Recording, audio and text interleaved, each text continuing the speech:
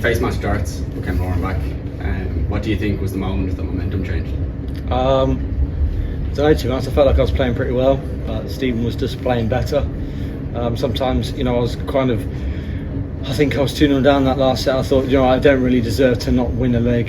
I thought I was playing okay, but he was just roaring and he was hitting the right scores at the right time, getting in at the right time. Made it incredibly hard for me, and it was a no win, no lose for me. At the end of the day, it was trying to get a leg on the board, and I did. And then obviously things can turn around very quickly in this format. If you can't get in all of a sudden, and I can get in, then it can turn the whole game around. If you 1-0 up, 2-0, that just proves to you it's not game over. I felt like it probably was, but it was one of them circumstances where when I got the leg on the board, I kind of relaxed and thought, well, Stephen's playing too well, he's probably going to win. But I come roaring back, and after I won the second set, I played decent enough. Last year we spoke about your hopes to end as world number 4. Now as defending champion and world number 1. How are you handling additional pressure this year? Yep.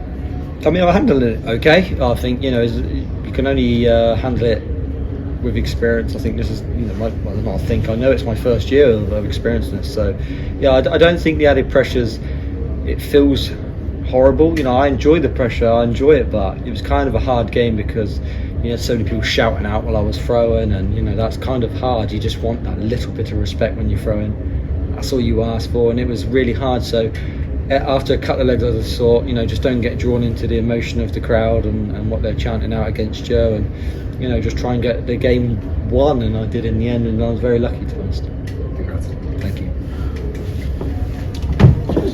Luke, huge congratulations. You seem very emotional tonight, more than normal. Is that because this is where it all started? Yeah, it's also I don't want to lose first round. No one does. It's probably in my eyes, one of the toughest draws I could have got. So I knew that I was in for a really, really tough game. Stephen came out the block so well that if he would have won that game 6-0, I'd have felt kind of unlucky not to win at least a leg.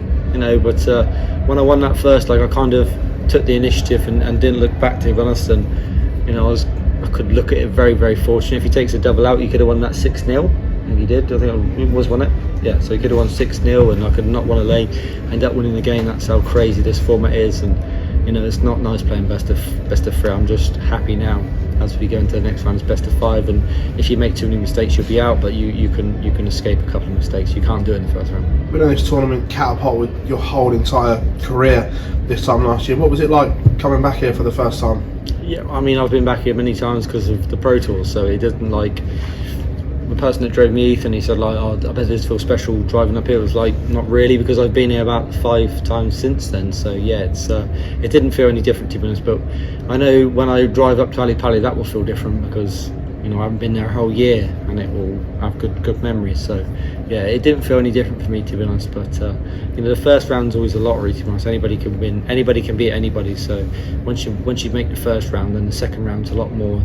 It sort of favours the better player. People always used to say about Phil and Michael, if you don't get them early, you don't get them at all. Has the Phil just missed an opportunity to get Luke Humphries? I hope that's the truth. I hope I'm sitting in on Sunday night and telling you that was true. But anybody can still get me. I'm not unbeatable, and I was 5-0 in legs down there. So anybody knows that if you play well against me, you can beat me. There's this facade of if no one can beat me or Luke or Michael, but they can. If you play well enough, you can beat anybody. And Stephen played well enough for the first 5 legs. Just unfortunate that double didn't go in for him. And then I come roaring back, and I think that shows a true fighter. And I've been in this position so many times. Last year against Peter Wright, last year against Garrison in the Grand Slam, Mark Van Gogh in the Players Championships, Joe Cullen, Ricardo in the Worlds. I just don't give up. I know, as much as it may look like I've given, I never give up. I will never give in until that last dart's gone in, and I've just proved it again that I'm a fighter, and I'll never give in till it's over. Luke, many congratulations. Thank you. Luke, we saw a nice embrace between you and Stephen at the end there. What did Stephen say to you? Oh, I don't know if I want to tell you, to be honest. It wasn't, he just, I don't know if I want to tell you. Okay, I do, but he just said I bottled it, that's what he said, but I don't think he did, to be honest. I think he missed one good dart and it didn't go in for him, and then when you're chasing the game, it's hard. I don't believe he bottled it. He said that, but I don't think he did. I just think he had one unlucky dart. He looked like he threw it well. If it goes in, then he's 2-0 winner, so yeah, it was kind of hard with the crowd like behind you, and they're just chanting football chants all the time. Like, let's leave football at home. We're at darts now. Did that kind of fire you up a bit? Then? It did a little bit in the end. I was kind of like in a negative attitude where I thought, you know what, I'm just not going to retaliate to it all because I just can't be bothered.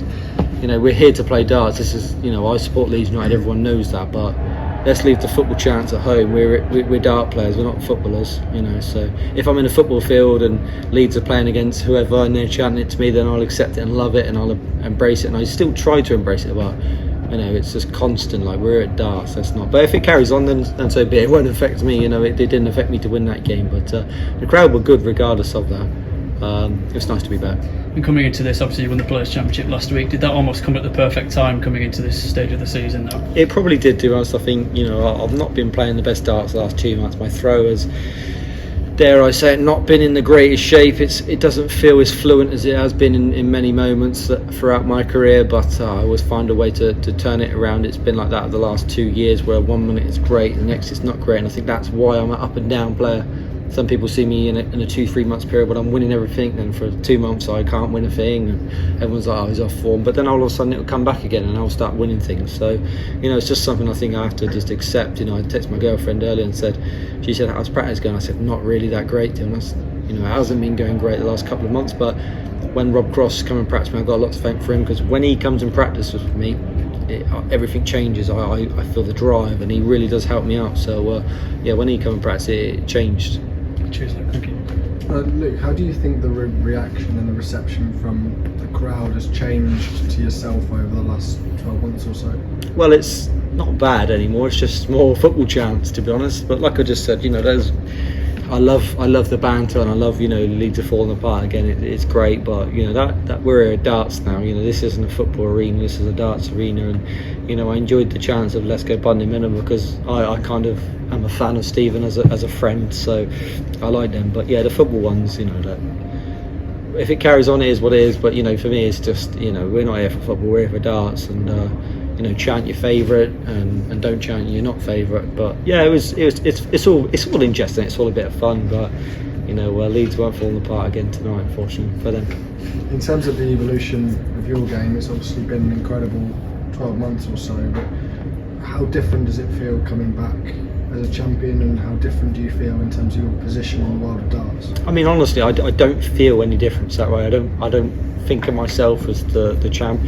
You know, a good way to put it, a lot of people are saying to me, you know, you're defending the title, but I'm not defending anything. You know, I can't defend last year's title. That's gone. I can only retain it. So I'm not defending anything in my eyes. That's the way I look at it. You know, I can never defend last year's title. That's gone. It's in the past now. It's to the future. I can only retain. So yeah, the only thing that can change for me is I take the trophy and I had for the last year. That's it. So yeah, I'm not really defending anything. I'm just trying to retain the trophy that I did have.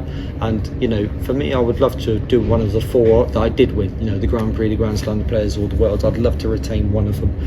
I'd love to be the Worlds, but just one of them would be nice, just to prove that you've gone back to back. Cheers. Thank you. Luke, 12 months ago, before you started this major win streak, do you think that's the game you win? Who knows, to be honest. I think being a major champion makes you stronger and mentally.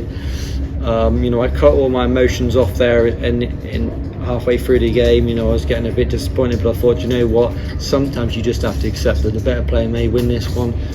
And if I walked off there, I'd have been gutted, but you know, I'd have accepted it. He was the much better player the first 2 sets, let's be honest. And you know, I missed a couple of darts in the first leg. I think I missed 3. I missed 1 in the second or something like that. I could have won that set. But sometimes you just have to accept that the better player may win, and you almost did.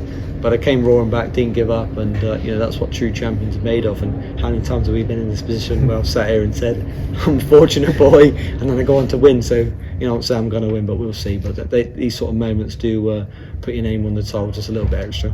And in this short format, when you see your opponent averaging over 106, I think it was, how do you try and keep focused, stay positive? Do you try and think, surely he's going to drop off, or how do you? Well, you don't think surely, you just hope they drop off, to be honest. I think if he carried that level on, he would have won, and rightly so.